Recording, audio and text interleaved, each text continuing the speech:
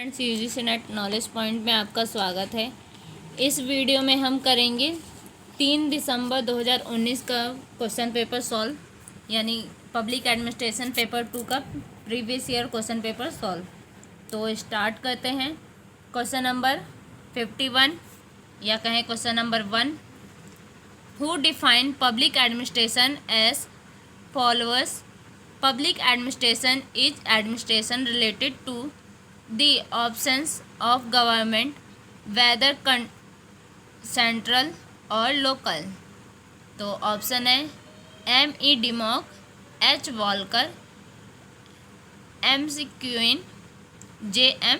फिपनर।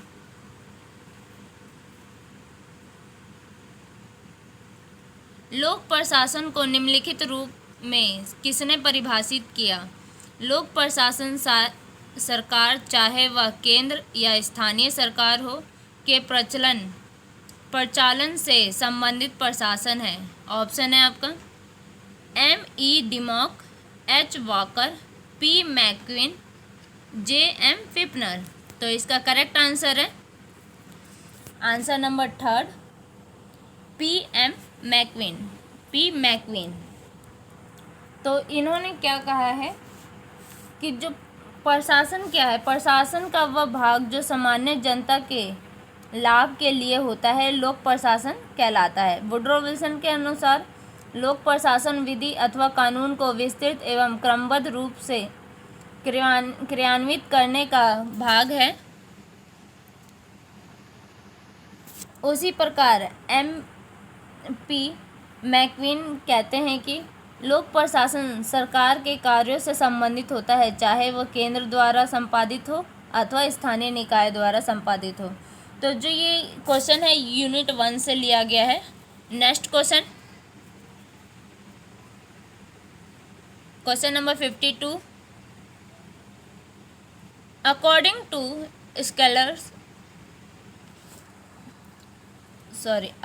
To Selker Hudson, which one of the following is a hindrance to coordination।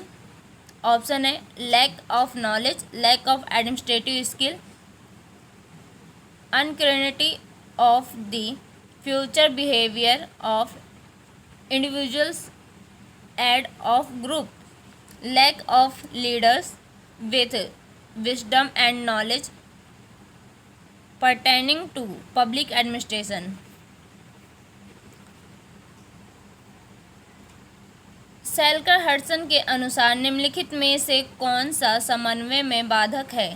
ज्ञान का अभाव, प्रशासनिक कौशल का अभाव, व्यक्तियों और समूहों के भावी व्यवहार की अनिश्चितता, लोक प्रशासन से संबंधित बुद्धिमान और ज्ञानवान नेताओं का अभाव।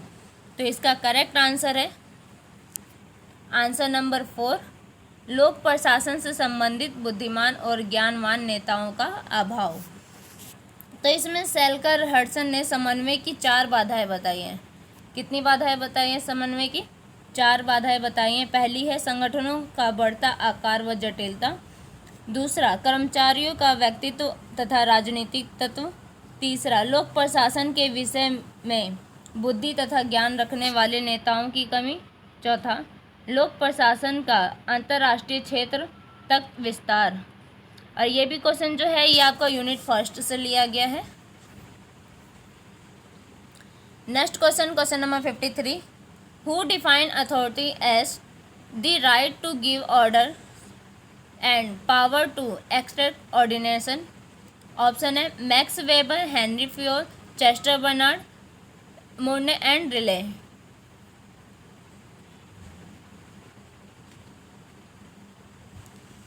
निम्नलिखित में से किसने सत्ता को उस अधिकार के रूप में परिभाषित किया जो आदेश देने और उसकी यथारूप पालना की अपेक्षा रखता है।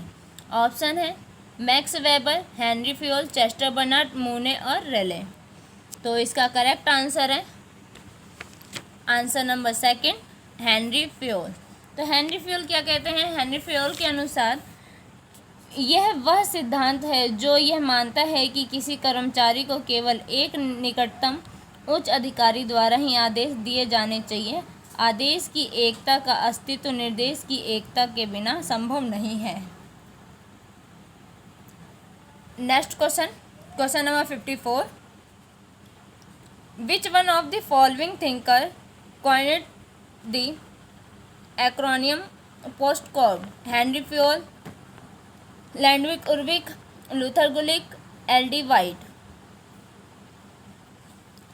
निम्नलिखित में से किस चिंतक ने परिवर्णीय नाम पोस्टकोड की रचना की थी? Henry Fayol, लिंडम उर्विक, Luther Gulick, L D. White. तो इसका करेक्ट आंसर है लूथर गुलिक। जो लूथर गुलिक थे उन्होंने पोस्टकोड सिद्धांत दिया था। तो इसमें पोस्टकोड में जो है पी का मतलब क्या है? प्लानिंग।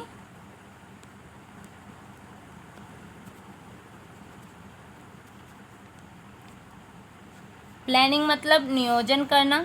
इसका मतलब है कि किसी भी कार्य का आकलन और नियोजन कैसे किया जाए, ये बताता है पी में।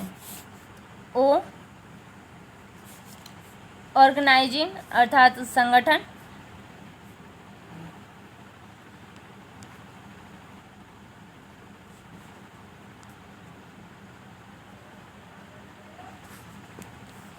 संगठन कर्मचारियों के मध्य कार्य संबंधों का निर्धारित करना। S, staffing.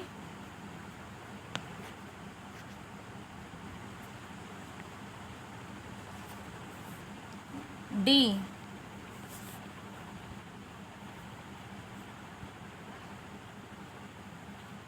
डायरेक्टिंग।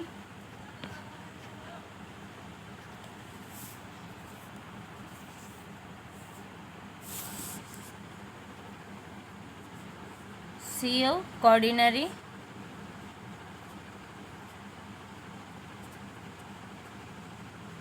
कोऑर्डिनेटिंग।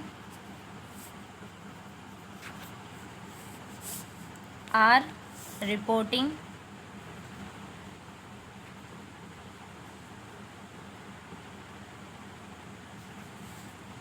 और बी का मतलब है बजटिंग।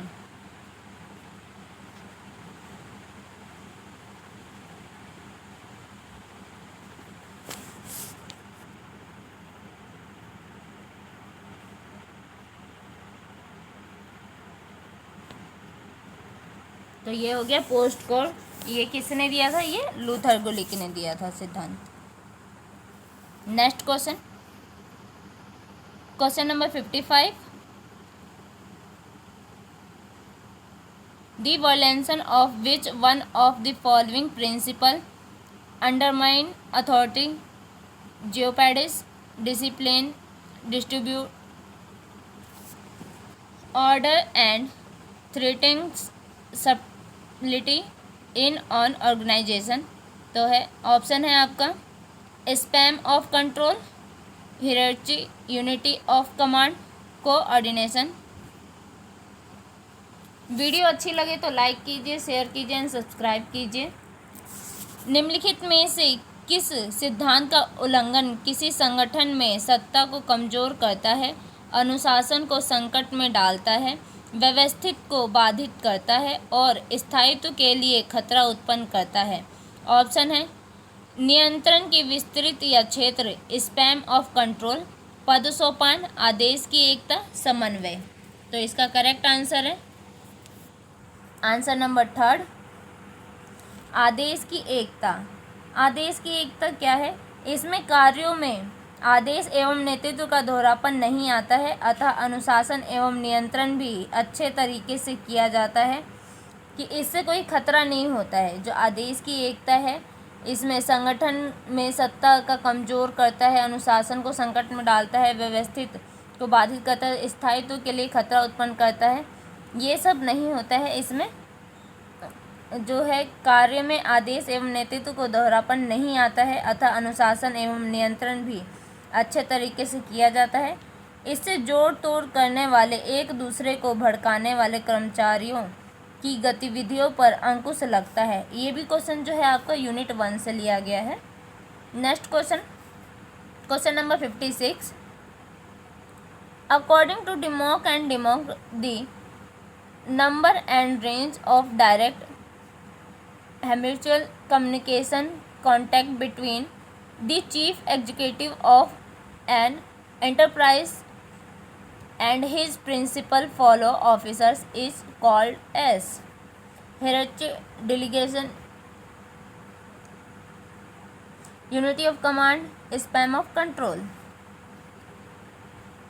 डिमॉक और डिमाक के अनुसार किसी उद्यम के मुख्य कर्मचारी और उसके मुख्य साथी अधिकारियों के बीच प्रत्यक्ष प्रायिक संप्रेषण संपर्क की संख्या और दायरा को किस रूप में जाना जाता है?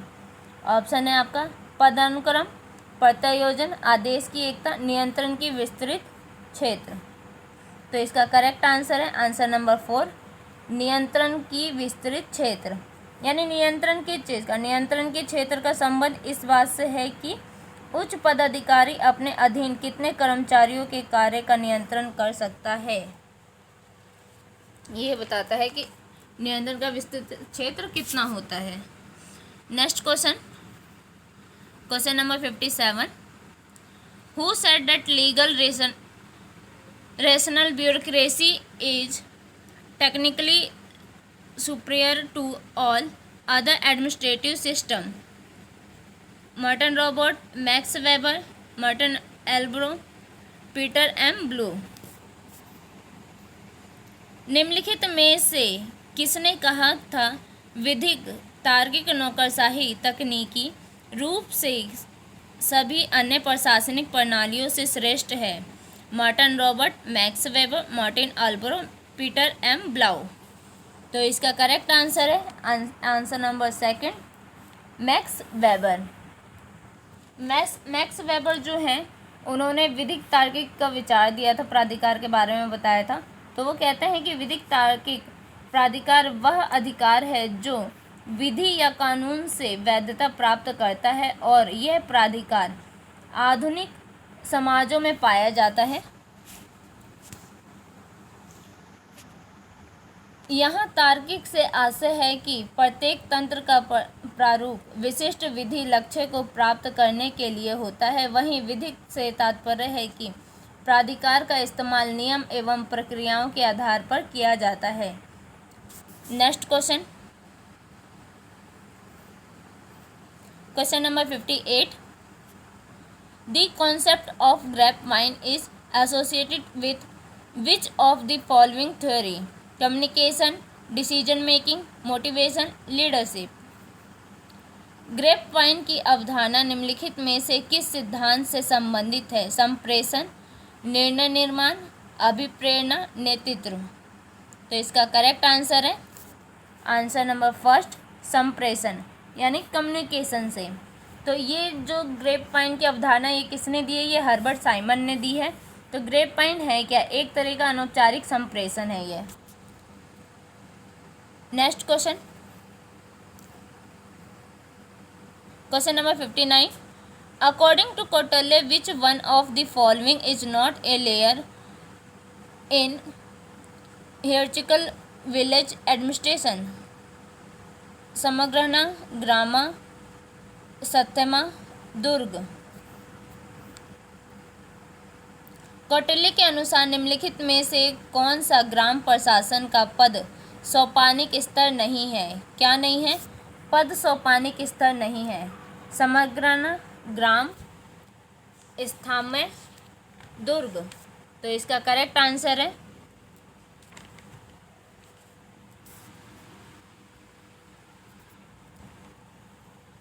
जल्दी जल्दी बताइए कमेंट बॉक्स में।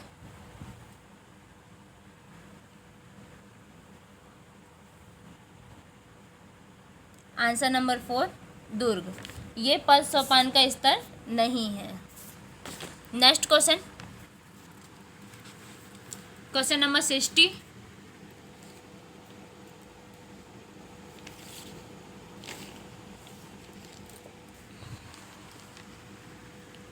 Which one of the following is not a characteristic of bureaucratic theory? Divine of work, informal selection, impersonality, career orientation।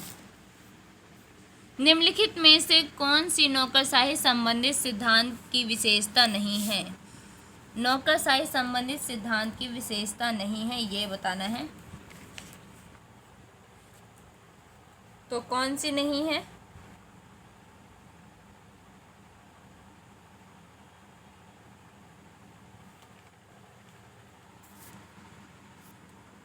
अनौपचारिक चयन, ये नौकरशाही की विशेषता नहीं है। कार्य का विभाजन, निव्यक्तिकता, पेशागत, ये सब नौकरशाही में आती है, यानी ब्यूरोक्रेसी में आती है। तो नौकरशाही संबंधित सिद्धांत की विशेषता में कार्य का विभाजन होता है, क्योंकि अधिकारी पदानुक्रम में होते हैं, अर्थात जो व्यक्ति जिस पद पर है वो उस पद का कार्य करेगा, इसलिए कार्य का विभाजन होता है। दूसरा, निव्यक्तिक, इसमें क्या होता है, स्टाफ के सदस्य व्यक्तिगत रूप से स्वतंत्र होते हैं, वे केवल अपने कार्य को सही रूप से करते हैं। पेशागत उन्मुख, यानी वो उसी कार्य पे अभिमुख रहते हैं। Next question, question number 61, which one of the following is not included in Henri Fayol 14 principle of administration? Order, इंटेंटिव,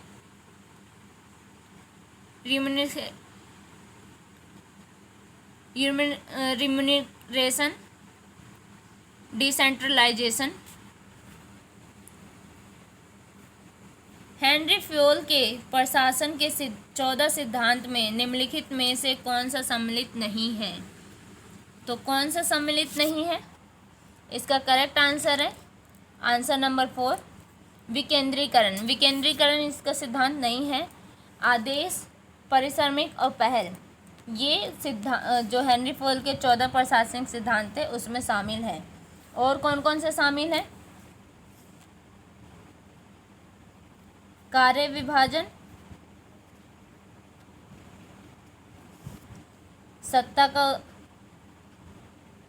सत्ता एवं उत्तरदायित्व, अनुशासन,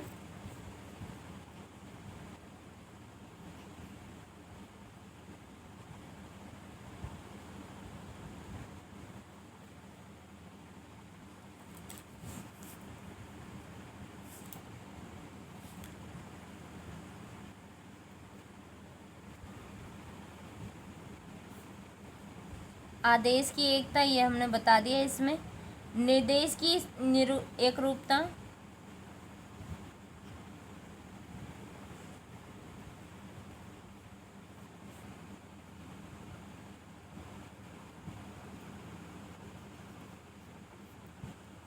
व्यक्ति हित की तुलना में सामान्य हित को महत्व, कार्मिकों को परिश्रमिक केंद्रीकरण, स्केलर श्रृंखला, पद स्थापना समता, कर्मचारी के लिए कार्यकाल का स्थायित्व और पहल, ये सब इसमें 14 सिद्धांत में शामिल है।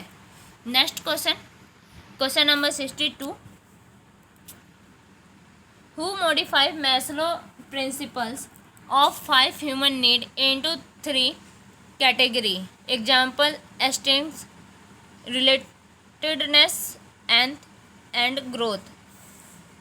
Dulles, MC Greger, MC Clayton P. Alderfer, Frederick Herzberg। निम्नलिखित में से किसने मैस्लो के 5 मानव आवश्यकताओं संबंधी सिद्धांत को 3 श्रेणियों अर्थात अस्तित्व, संबद्धता और वृद्धि के रूप में संशोधित किया है? किसने, यानी दोबारा से जो मैस्लो ने जो अपने 5 आवश्यकता संबंधी सिद्धांत बताए थे उसको 3 श्रेणियों में बांटा है। तो ये किसने किया है? इसका करेक्ट आंसर है आंसर नंबर 3, क्लैक्टन पी एल्डरफर। इन्होंने कौन सा सिद्धांत दिया है? तो इन्होंने दिया है ERG का। ये 3 सिद्धांत दिया है। ERG में क्या है?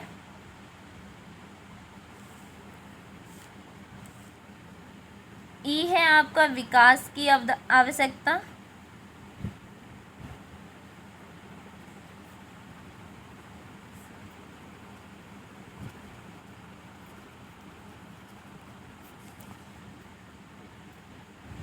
सॉरी,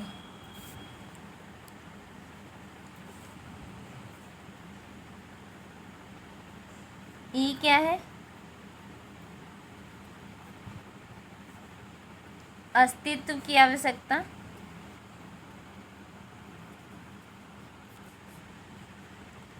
आर क्या है?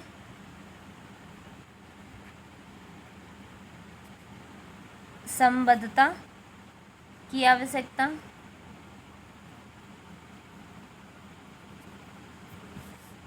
और जी क्या है आपका?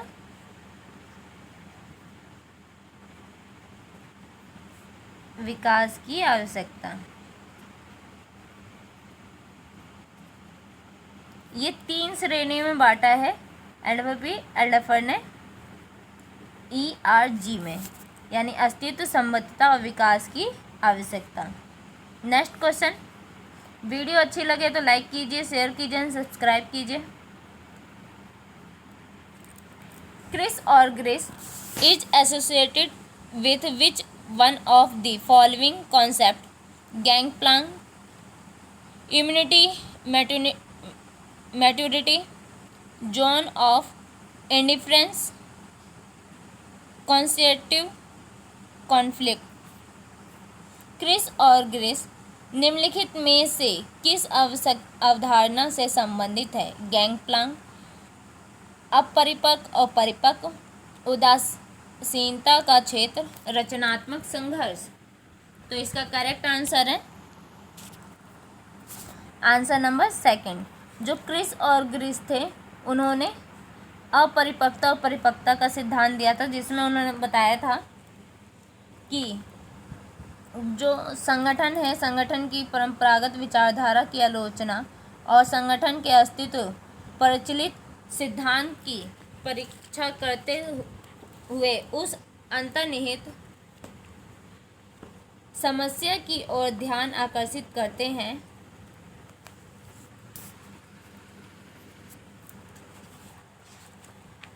जो कि क्रिस और ग्रेस अपने परिपक्व और अपरिपक्व में बताते हैं। इन्होंने जो परिपक्व की जो अपरिपक्व से परिपक्व की ओर वृद्धि करते समय जो इन्होंने विचार दिए थे, उनके व्यक्ति में 7 प्रकार के परिवर्तन आते हैं। जो परिपक्व और अपरिपक्व उसमें 7 प्रकार के परिवर्तन आते हैं। कौन कौन से हैं 7 प्रकार के? तो पहला है निष्क्रिय अवस्था से सक्रिय अवस्था तक। दूसरा, आत्मनिर्भरता की ओर न कि निर्भरता की ओर, कि हमें आत्मनिर्भर होना चाहिए ना कि किसी पर निर्भर होना चाहिए। सीमित व्यवहार से भिन्न व्यवहार तक। अनिश्चितता संक्षिप्त रुचियों से स्थायी रुचि तक। लघुकालीन से दीर्घकालीन की ओर। श्रेष्ठ सामाजिक स्थिति की ओर न कि अधीनस्थ सामाजिक स्थिति की ओर। और आत्म जागरूकता और आत्मनियंत्रण की ओर होना चाहिए।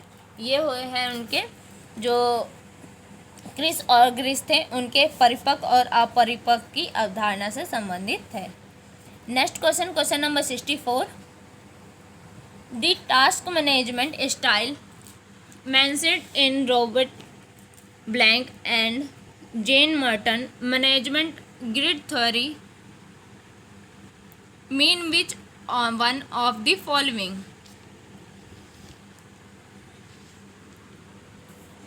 High concurrent for people and high concurrent for production. Low concurrent for people and low concurrent from production. High concurrent for people and low concurrent for production.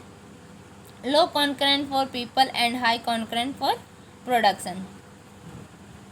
Robert black और जैन माउंटन के प्रबंध ग्रिड सिद्धांत से उल्लिखित कार्य प्रबंधन task management का अर्थ निम्नलिखित में से कौन सा है? ये बताना है आपको। तो जल्दी जल्दी कमेंट बॉक्स में लिख के बताइए कि इसका आंसर कौन सा सही होगा।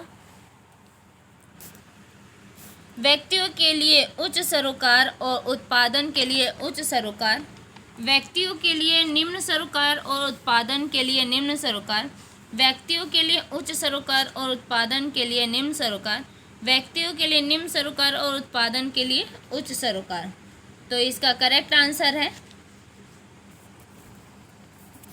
आंसर नंबर थर्ड, व्यक्तियों के लिए उच्च सरोकार और उत्पादन के लिए निम्न सरोकार। Next question, question number 65, which one of the following is not A theme of new public administration? Values, social equality, change, market orientation.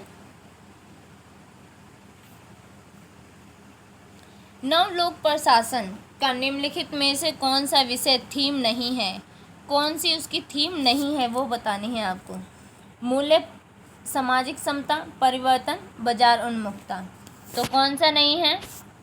तो इसका करेक्ट आंसर है सामाजिक समता, ये इसकी थीम नहीं है। Next question, question number 66, which of the following schedule of Indian Constitution list the constituent state and union territories? First schedule, third schedule, fourth schedule and 10th schedule। भारतीय संविधान की निम्नलिखित में से कौन सी अनुसूची से घटक राज्यों और संघ राज्य क्षेत्रों को सूचीबद्ध किया गया? पहला प्रथम अनुसूची, दूसरा द्वितीय अनुसूची, तृतीय अनुसूची, तीसरा चतुर्थ अनुसूची और चौथा 10वीं अनुसूची। तो किसमें जो अनुसूची घटक राज्यों के संघ क्षेत्र है उसे सूचीबद्ध किया गया है? कौन सी अनुसूची में सूचीबद्ध किया गया है? तो इसका करेक्ट आंसर है आंसर नंबर 4, 10वीं अनुसूची। 10वीं अनुसूची में जो राज्य संघ राज्य क्षेत्र है उसे सूचीबद्ध किया गया है। Next question, question number 67, which one of the following commissions recommended abolition of oath of secrecy administered to the minister?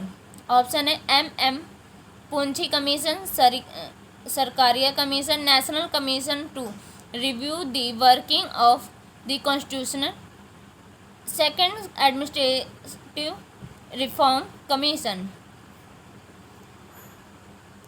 निम्नलिखित में से किस आयोग ने मंत्रियों को दिलाई जाने वाली गोपनीयता की शपथ की समाप्ति की अनुशंसा की? किस मंत्री ने जो ओथ यानी जो शपथ दिलाई जाती है उसकी समाप्ति के लिए अनुशंसा की थी? MM पुंछी आयोग, सरकारिया आयोग, संविधान के लिए कार्यकरण की समीक्षा हेतु आयोग, द्वितीय प्रशासनिक सुधार आयोग। तो किसने की थी ये?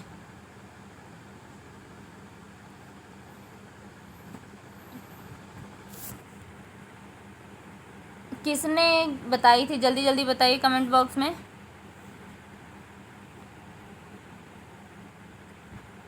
किसने समाप्ति जो गोपनीयता की शपथ की समाप्ति की अनुशंसा की थी?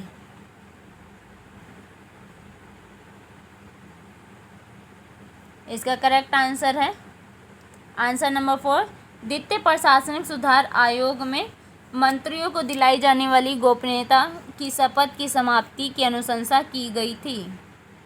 Next question number 68, performance management division work under which of the following? Department of personal and training, department of home, NITI Aayog, prime minister of office.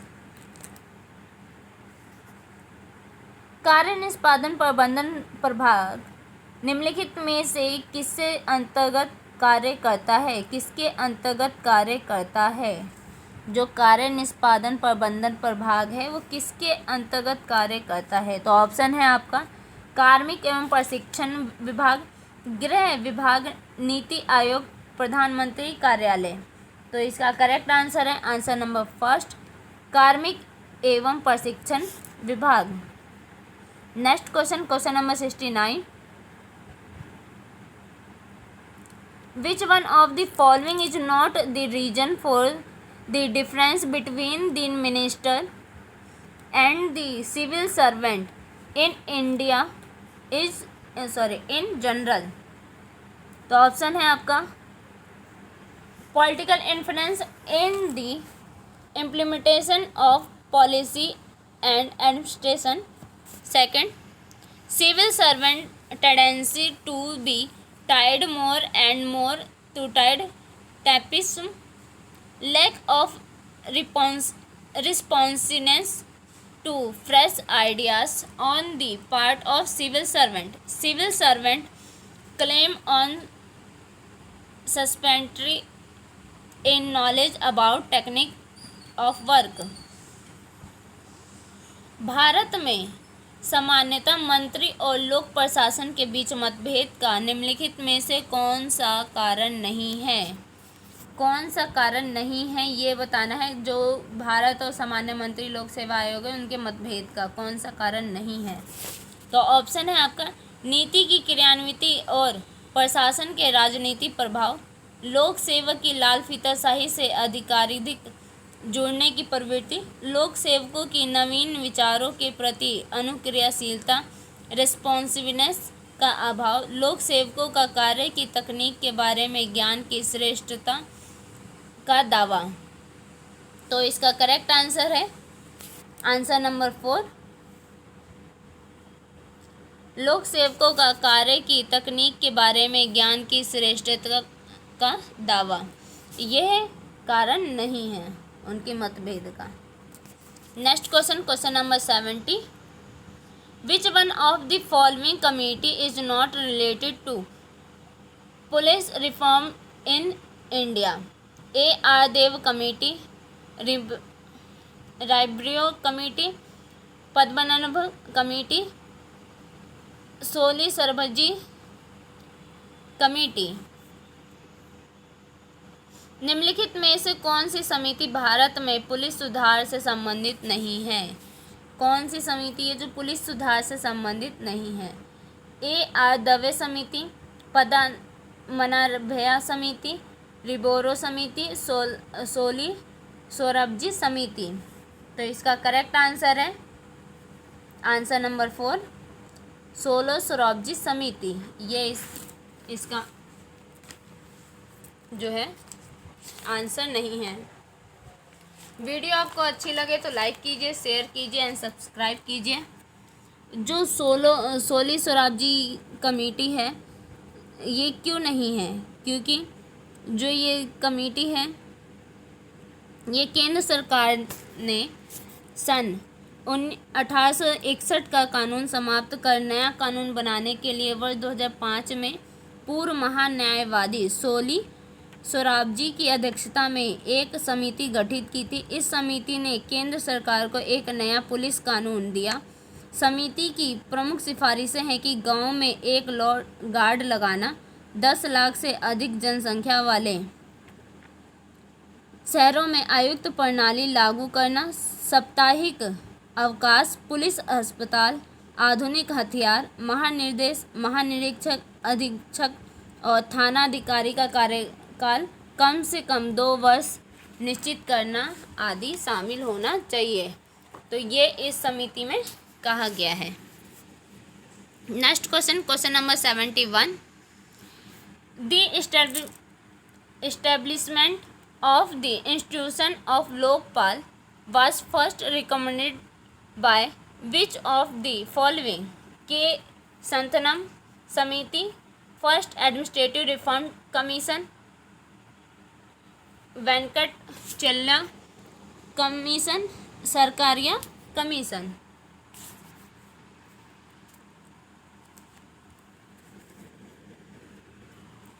निम्नलिखित में से किसने पहली बार लोकपाल संस्था की स्थापना की अनुशंसा की थी? ऑप्शन है के सनातन समिति, प्रथम प्रशासनिक सुधार आयोग, वेंकटचल्या आयोग, सरकारिया आयोग। तो इसका करेक्ट आंसर है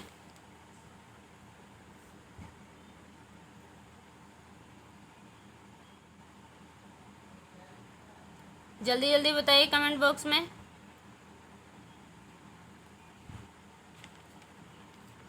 आंसर नंबर 4 सरकारिया आयोग।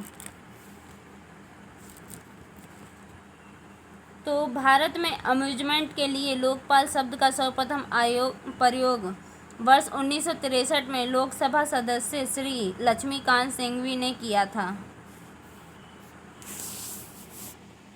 Next question, question number 72। Video अच्छी लगे तो लाइक कीजिए, शेयर कीजिए एंड सब्सक्राइब कीजिए। विच one of the following kind of experience is not considered while appointing chief village commissioner of village commissioner? Matter related to vigilance, policy making and administration, judicial matter, finance including insurance and banking. मुख्य सतर्कता आयुक्त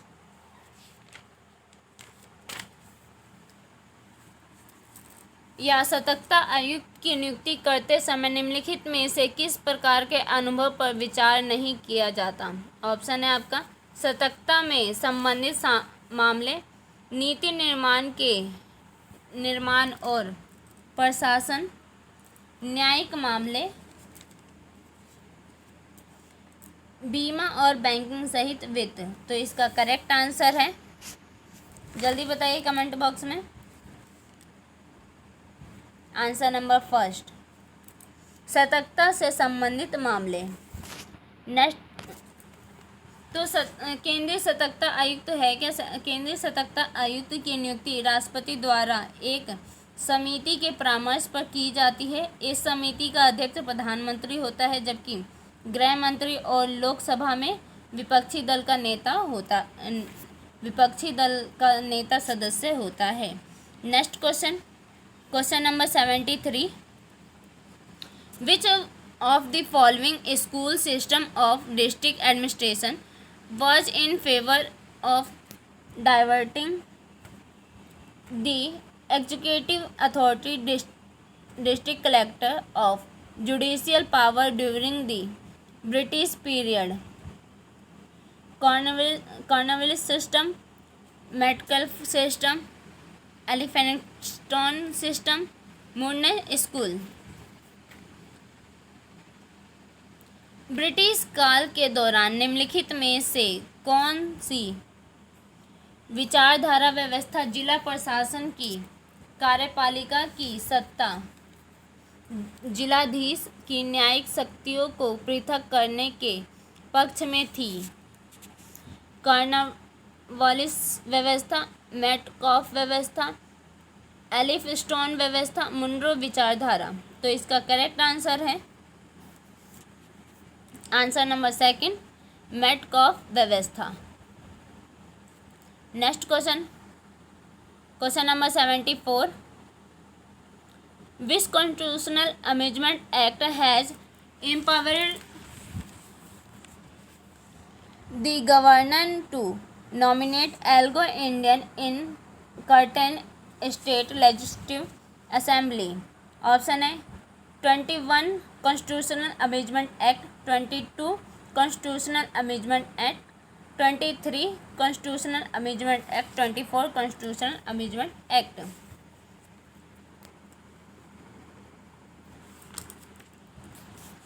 निम्नलिखित में से किस संविधान संशोधन अधिनियम ने राज्यपाल को किन्हीं राज्य विधानसभाओं में आंग्लेय भारतीय को मनोनीत करने का अधिकार दिया है? 21वां संविधान संशोधन अधिनियम, 22वां संविधान संशोधन अधिनियम, 23वां संविधान संशोधन अधिनियम या 24वां संविधान संशोधन अधिनियम? तो इसका करेक्ट आंसर है आंसर नंबर थर्ड, 23वां संविधान संशोधन अधिनियम। ये अधिनियम कब बना था? 1967 में, 1969 में। तो इस संविधान में क्या है? एससी और एसटी के लिए सीटों के आरक्षण को लोकसभा और राज्य विधानसभाओं में एंग्लो इंडियन यानी आंग्ल भारतीय के लिए विशेष प्रतिनिधित्व को 10 साल की और अवधि के लिए बढ़ा दिया गया है। और 21वां संविधान संशोधन में क्या है, ये कब हुआ था 21वां संविधान संशोधन? 1967 में। तो इसमें जो सिंधी जो भाषा है उसको 8वीं अनुसूची में 15वीं भाषा के रूप में शामिल किया गया था। और 22वां संविधान संशोधन अधिनियम ये कब हुआ था? ये 1969 में। तो इसमें क्या हुआ था? इसमें असम राज्य के भीतर में मेघालय के एक नए स्वायत्त राज्य के निर्माण की सुविधा प्रदान की गई थी। जो असम राज्य है उसमें से मेघालय राज्य को स्वायत्तता प्रदान की गई थी, यानी उसे अलग किया गया था। 24वां संविधान संशोधन ये कब हुआ था? 1971 में। तो इसमें क्या कहा गया था कि मौलिक अधिकारों सहित संविधान के किसी भी हिस्से में संशोधन करने की संसद की शक्ति को पुष्टि की गई थी। और दूसरा, राष्ट्रपति के लिए संविधान संशोधन विधेयक पर अपनी सहमति देना अनिवार्य कर दिया गया था। Next question number 75।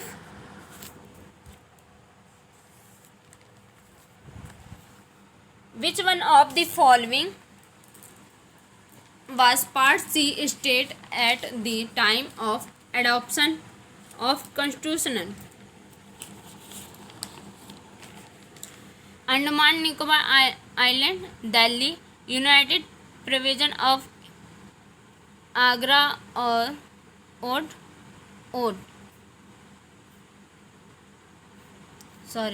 अवध। संविधान की अंगीकार करते समय निम्नलिखित में से कौन सा भाग सी राज्य था? कौन सा जो भाग था वो सी राज्य था संविधान में अंगीकार करते समय? अंडमान निकोबार द्वीप, दिल्ली, संयुक्त आगरा एवं अवध प्रांत, अवध। तो इसका करेक्ट आंसर है answer number first, Andaman Nicobar द्वीप समूह। Next question number 76। Which of the following institution conduct the election of Panchayati Raj institutions?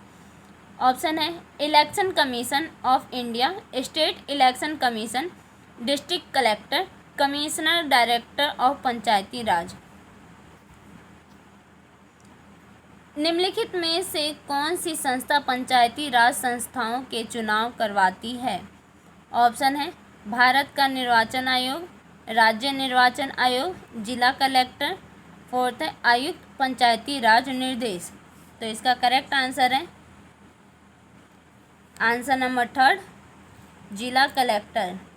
ये संस्था पंचायती राज संस्था का चुनाव करवाती है।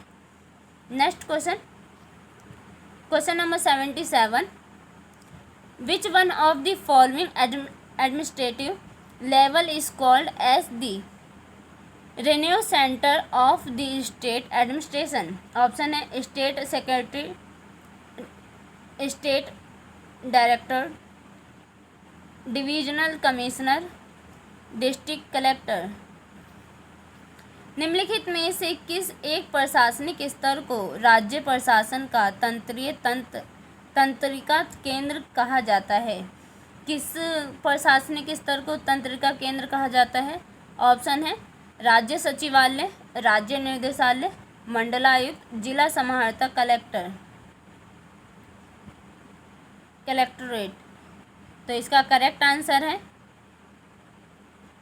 आंसर नंबर सेकंड, राज्य निर्देशालय। यह एक प्रशासनिक स्तर के राज्य प्रशासन का तंत्रिका केंद्र कहा जाता है।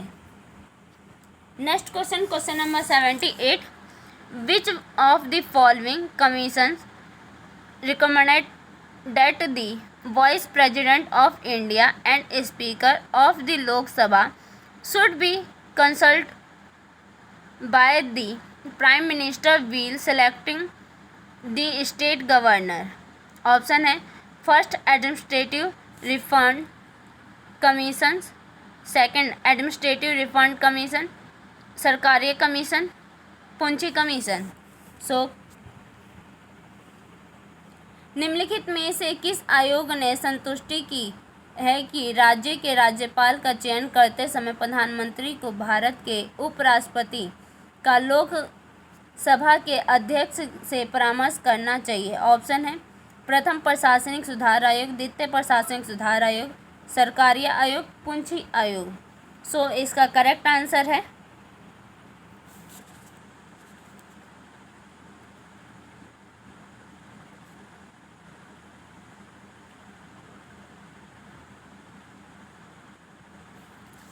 जल्दी जल्दी बताइए कमेंट बॉक्स में।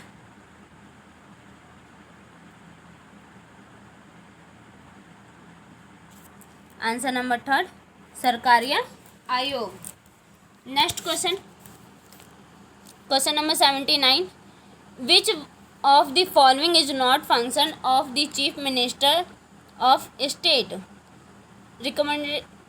Recommending name to his party president for appointing them in the Council of Ministers of the State, recommending name for allocating portfolio of the minister, presiding over the meeting of the Council of Ministers of the State, guiding, controlling and coordinating the activities of the ministers. निम्नलिखित में से कौन सा कार्य राज्य के मुख्यमंत्री का नहीं है? किसका नहीं है? राज्य के मुख्यमंत्री का। सो ऑप्शन है राज्य मंत्री परिषद के नियुक्ति के लिए अपने पार्टी के अध्यक्ष को नामों की संतुष्टि करना, मंत्रियों के विभाग के आवंटन हेतु नामों की अनुशंसा, राज्य मंत्री परिषद की बैठकों में अध्यक्षता करना, मंत्रियों के कार्यकलापों का मार्गदर्शन, नियंत्रण तथा समन्वय करना। सो करेक्ट आंसर है इसका, जल्दी बताइए।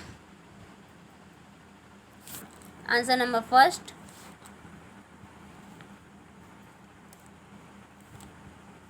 राज्य मंत्री परिषद में नियुक्ति के लिए अपने पार्टी के अध्यक्ष को नामों की संतुष्टि करना।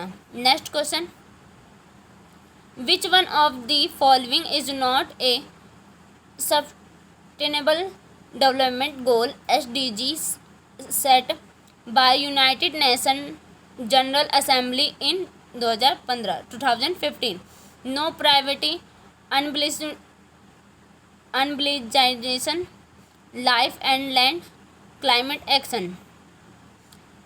संयुक्त राष्ट्र की आम सभा द्वारा वर्ष 2015 में निर्धारित कौन सा धारणीय सतत विकास लक्ष्य SDG नहीं है? कौन सा SDG लक्ष्य नहीं है वो बताना है कि सतत विकास लक्ष्य नहीं है।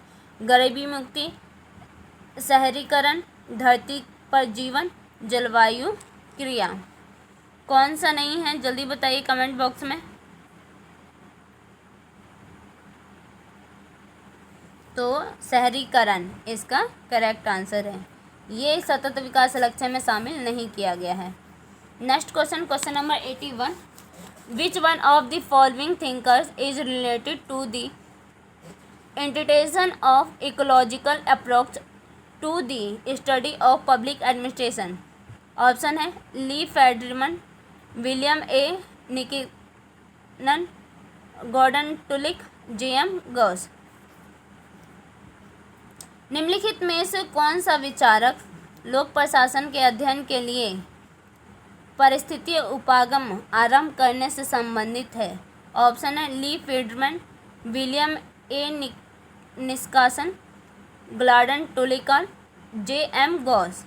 सो इसका करेक्ट आंसर है, जल्दी बताइए कमेंट बॉक्स में लिख के, जल्दी जल्दी बताइए।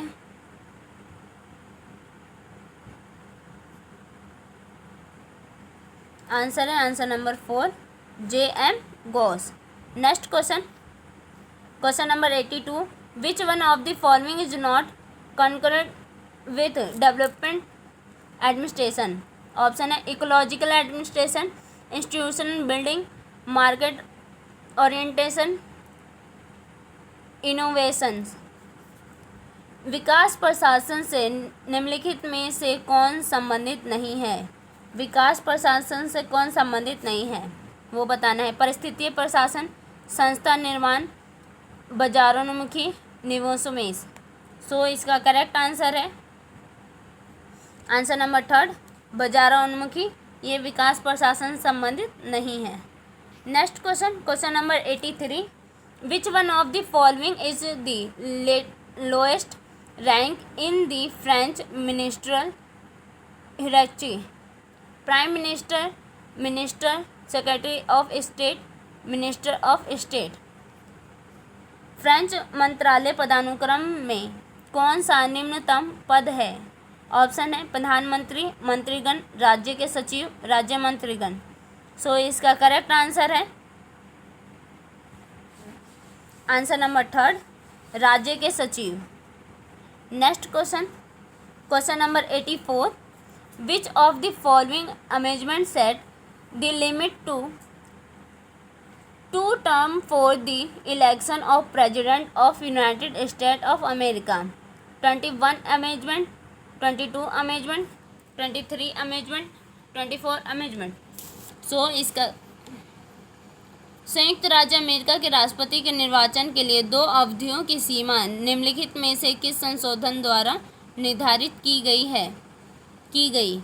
21वां संशोधन, 22वां संशोधन, 23वां संशोधन, 24वां संशोधन। सो इसका करेक्ट आंसर है आंसर नंबर 2 22वां संशोधन। Next question number 85। Which of the following industrial policy made a sea change in term of liberalisation of leasing policy? Option है industrial policy revolution 1956, industrial policy statement 1977, industrial policy of 1980, industrial policy of 1991। Licensing नीति के उदारीकरण के लिए निम्नलिखित में से कौन सी औद्योगिक नीति में आमूल चूक परिवर्तन सी चेंजिंग किए हैं? ऑप्शन है औद्योगिक नीति संकल्प 1956, औद्योगिक नीति कथन 1977, 1980 की औद्योगिक नीति 1991। सो इसका करेक्ट आंसर है आंसर नंबर 4 औद्योगिक नीति 1991। Next question number 86। Which of the following is a oldest and traditional form of public enterprise? Option है development undertaking, public corporation, government company, holding company. निम्नलिखित में से लोक उद्यम को सबसे प्राचीन तथा पारंपरिक रूप कौन सा है? विभागीय उपक्रम, लोक निगम, सरकारी कंपनी धारक, होल्डिंग कंपनी। सो इसका करेक्ट आंसर है आंसर नंबर 1 विभागीय उपक्रम। Next question number 87। Which of the following is not a method of ministerial control over public enterprise? Option है policy direction, appointment of member on governing board, discussion on annual and other report, acquiring information and evolution. निम्नलिखित में से कौन सी लोक उद्यमों पर मंत्रालय नियंत्रण की प्रणाली नहीं है? ऑप्शन है नीति निर्देशन, संचालन मंडल के सदस्यों की नियुक्ति, वार्षिक तथा अन्य रिपोर्टों पर विचार विमर्श, सूचना तथा मूल्यांकन अर्जित करना। सो इसका करेक्ट आंसर है answer number 3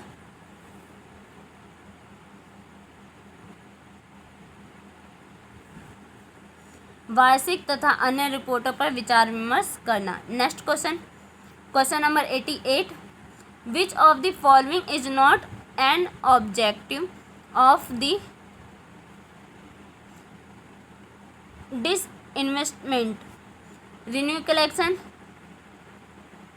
इंटरचार्जिंग efficiency, direct public participations, cooperative objective। निम्नलिखित में से कौन सा विनिवेशीय का उद्देश्य नहीं है? विनिवेशी का उद्देश्य नहीं है वो बताना है।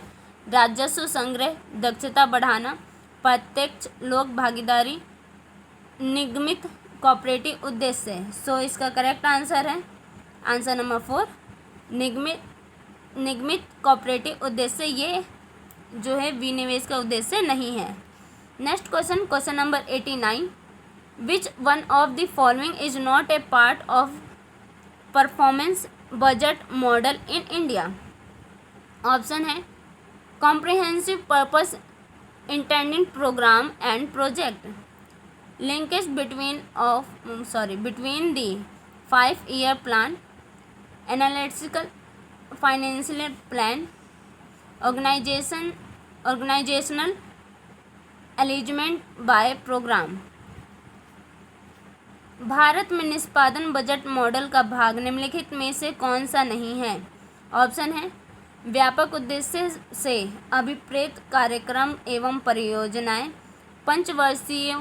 पंचवर्षीय योजनाओं में अनुबंध संलग्नता, विश्लेषणात्मक वित्तीय योजनाएं, प्रयोगम द्वारा संगठनात्मक संरेखन।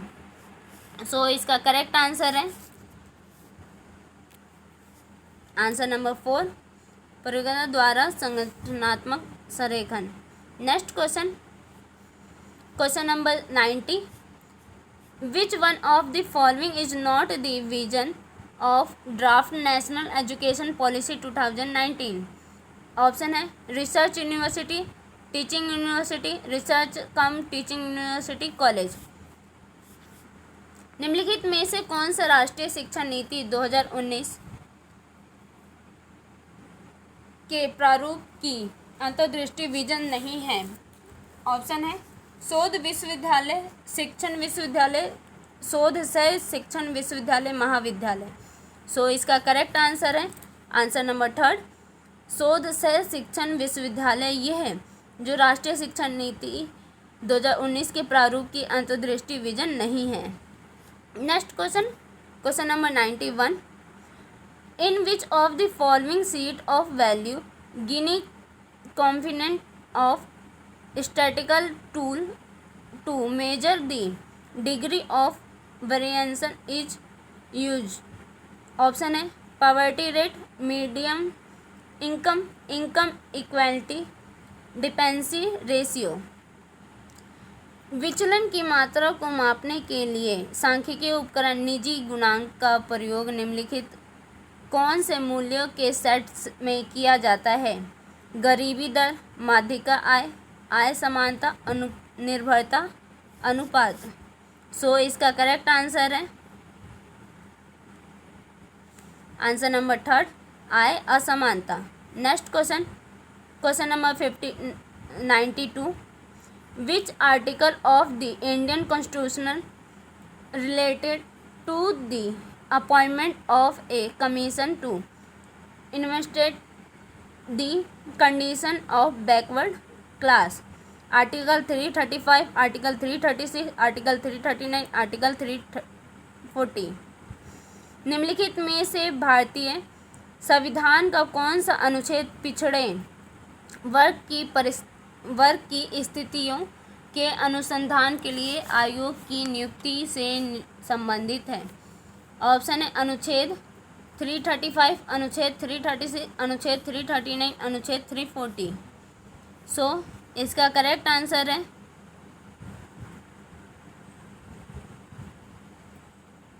अनुच्छेद 340। ये जो है ये पिछड़े वर्ग स्थिति के अनुसंधान के लिए आयोग की नियुक्ति से संबंधित है।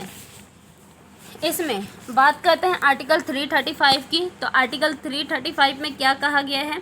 सेवाओं और पदों के लिए अनुसूचित जातियों और अनुसूचित जनजातियों के दावे किए जाते हैं। आर्टिकल किस में? 335 में। 336 में क्या कहा जाता है? कुछ सेवाओं में एंग्लो इंडियन यानी आंग्लन भारतीय समुदाय के लिए विशेष प्रावधान है। किस में विशेष प्रावधान है? 336 में।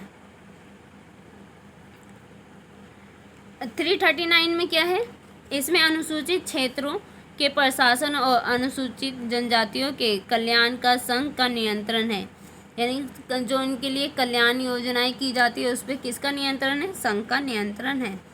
और आर्टिकल 340 क्या कहता है, पिछड़े वर्ग की स्थिति की जांच के लिए आयोग की नियुक्ति करना, ये होता है आर्टिकल 340 में, जो ये आपका करेक्ट आंसर है।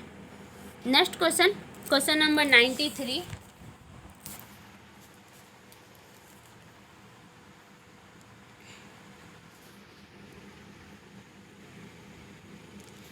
How many member of the United Nation General assembly adopted the 2030 development agenda name transferring our world the 2030 agenda for sustainable development in 2015, 190, 191, 192, 193।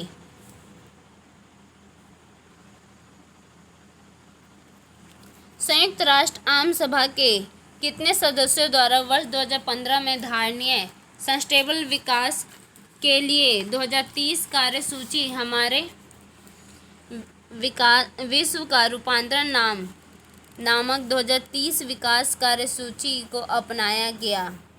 किसमें अपनाया गया है?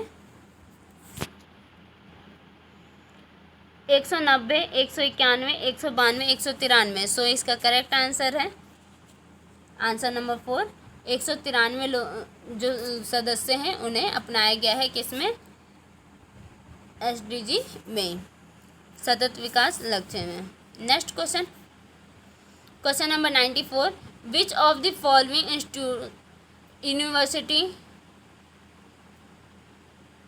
Entitled introduction of education and training in social welfare administration? Option है Tata institute of social science, Delhi university, university of Baroda, Punjab university. निम्नलिखित में से किस संस्थान विश्वविद्यालय ने समाज कल्याण प्रशासन में शिक्षण तथा प्रशिक्षण को आरंभ करने में पहल की? Tata institute of social science, Delhi university विश्वविद्यालय, बड़ौदा विश्वविद्यालय, पंजाब विश्वविद्यालय। सो इसका करेक्ट आंसर है answer number first, Tata institute of social science. Next question, question number 95। Which one of the following is not a feature of a interest group? Option है formally और informally organized, interest oriented, depend on governmental financial support, may और may not influence to the government policy. हित समूह की निम्नलिखित में से कौन सी विशेषता नहीं है? औपचारिक या अनौपचारिक रूप से संगठित, हितोन्मुखी, सरकारी वित्तीय सहायता पर निर्भर, सरकारी नीतियों को प्रभावित कर सकते हैं अथवा नहीं कर सकते हैं। सो इसका करेक्ट आंसर है आंसर नंबर थर्ड, सरकारी वित्तीय सहायता पर निर्भर। यह हित समूह की विशेषता नहीं है। Next question, question number 96। Who said that whatever government choose to do or not to do is termed as public policy? Option है Harold Lasswell, Thomas Dye, B Guy Peter, M Mellon. निम्नलिखित में से किसने कहा कि सरकार जो कुछ भी करने या ना करने को चुनती है उसको लोक नीति का नाम दिया जाता है? ऑप्शन है Harold Lasswell, Thomas Dye, B Guy Peter, F Mellon. So इसका करेक्ट आंसर है answer number second, Thomas Dye. Next question, question number 97। Which of the following is not true regarding participation of news media in policy process? Option है new media illuminate the action of the government. Second, the democracy without news media may get crippled. Third, the media have access to all public policy making information and process. Fourth, new media do not have formal and guaranteed role in policy making. निम्नलिखित में से कौन सा कथन नीति प्रक्रिया में समाचार मीडिया की भागीदारी के बारे में नहीं है? ऑप्शन है, समाचार मीडिया सरकार के कार्यों के बारे में प्रकाश डालता है। समाचार मीडिया के बिना लोकतंत्र अपंग हो सकता है। मीडिया की सभी लोक नीति निर्माण सूचना और प्रक्रियाओं तक पहुंच होती है। समाचार मीडिया की नीति निर्माण में औपचारिक गारंटीशुदा भूमिका नहीं होती है। सो इसका करेक्ट आंसर है, जल्दी बताइए कमेंट बॉक्स में।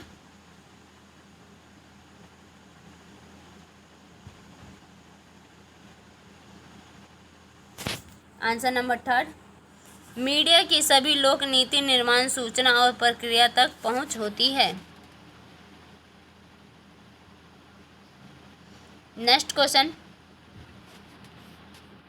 Question number 98।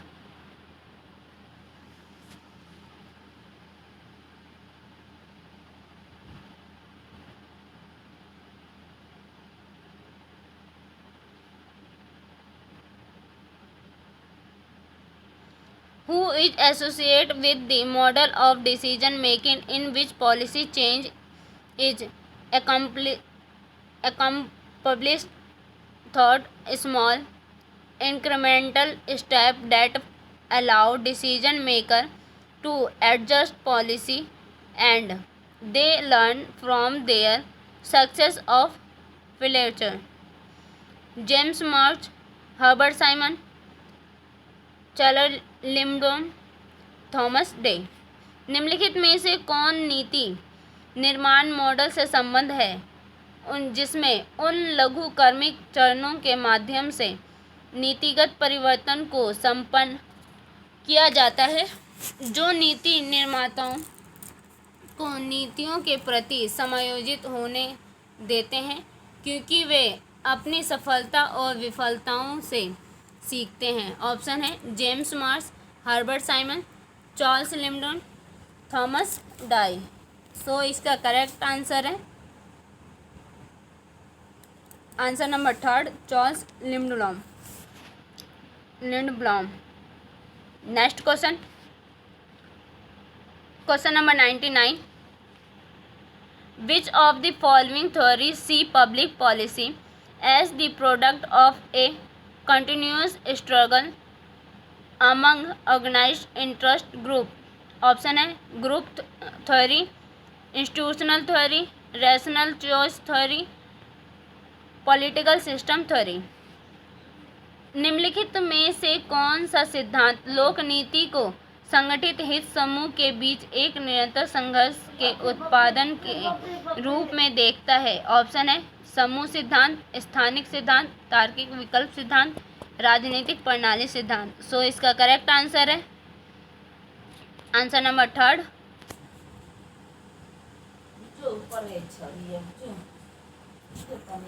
Answer number first, समूह सिद्धांत। Next question, question number 100।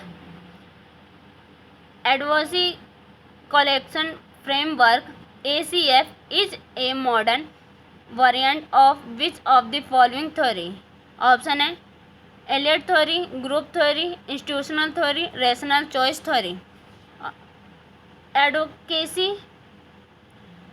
Coalition framework ACF निम्नलिखित में से किस सिद्धांत का एक आधुनिक परिवर्तक है? ऑप्शन है, अभिजात सिद्धांत, समूह सिद्धांत, संस्थानिक सिद्धांत, तार्किक विकल्प सिद्धांत। सो इसका करेक्ट आंसर है आंसर नंबर सेकंड, समूह सिद्धांत। ये वीडियो आपको अच्छी लगे तो इसे लाइक कीजिए, शेयर कीजिए, सब्सक्राइब कीजिए और अब मिलते हैं अगली वीडियो में।